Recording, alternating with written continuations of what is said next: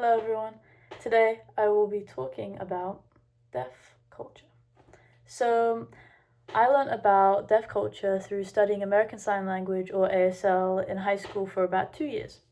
I'm not a part of the deaf culture myself or deaf community myself, but learning ASL gave me a real appreciation for their language, their values, and the way they see the world. So, what is deaf culture? Deaf culture isn't defined by hearing loss, it's a community built around a shared language and shared experiences. ASL is the heart of this culture. It's not just hand movements, it has its own grammar, its own rhythm, its own personality. And deaf culture also has a long history. In the early 1800s, Thomas Hopkins Gallaudet met a deaf French teacher named Laurent Clerc. Together, they started the first school for the deaf in America, which is known as Gallaudet. That moment really helped create the foundation for what we now call deaf culture. There's a few key values that stand out. So first, communication and visual expression are everything. Facial expressions, body language, eye contact, they are just as important as the signs themselves. There's also something called NMS, which are now non-manual signs. So some signs require a sh sound, or like the movement of the mouth, or raising your eyebrows or furrowing them like this. And second, the deaf community have a strong sense of pride too. Many people in the community don't see being deaf as a disability, they just see it as part of their deaf culture. And finally, there's a deep respect for ASL as a full and living language that connects people. So now I'll talk about the three cultural dimensions that apply to deaf culture. So the first one is collectivism versus individualism. Deaf culture is definitely collectivist. Community is everything. People look out for one another, they share information openly, and they include everyone in communication. For example, if someone new walks into a deaf event, everyone will make an effort to make eye contact with them, wave. It's just it's a visual way of saying you belong here. Now, the second dimension is power distance. So, in deaf culture, there's usually a low power distance, which means everyone values equality. Communication is open and direct.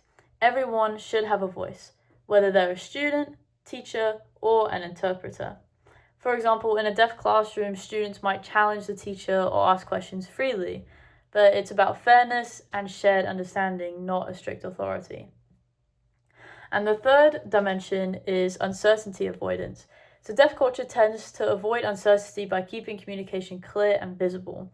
That's why you'll often see flashing lights to get attention, or people repeating their signs to make sure that they're fully understood.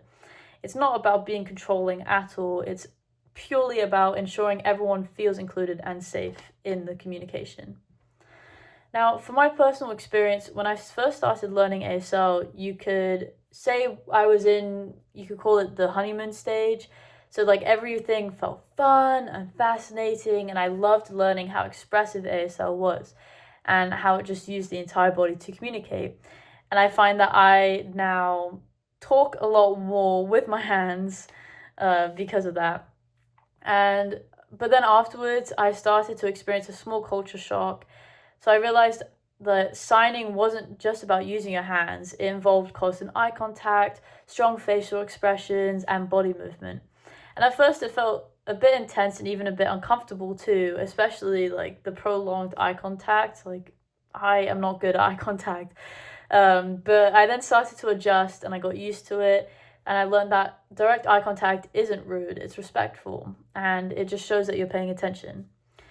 Eventually, I reached the acceptance and adaptation stage, so I truly just began to experience appreciate how deaf people connect through visual language.